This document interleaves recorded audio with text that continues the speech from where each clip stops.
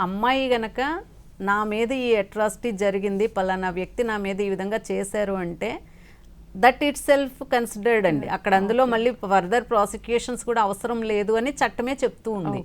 So అంత అమూల్యంగా చెప్పారు. ఎందుకంటే ఏ ఒక్కరూ వచ్చి తనంతటి తన మీద నింద వేసుకోరు. మనకున్న సోషల్ స్టిగ్మా కానీ వీటిల్లో తన మీద ఈ విధమైన చర్య జరిగింది అని ఏ ఒక్కరూ చెప్పరు అనేది ఒక ప్రిజంప్షన్ కింద తీసేసుకుని ఆ అమ్మాయి చెప్పిన statement it self considered as the primary report కింద కన్సిడర్ చేయమని చెప్పడం జరిగింది.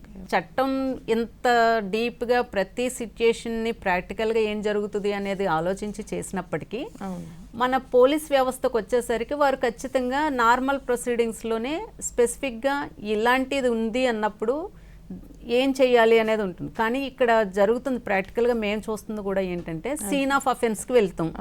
సో జనరల్ 376 కేసెస్లో ఏ విధంగా జరుగుతాయో అదే విధంగా దీనిలో కూడా వెళ్తూ ఉంటారు.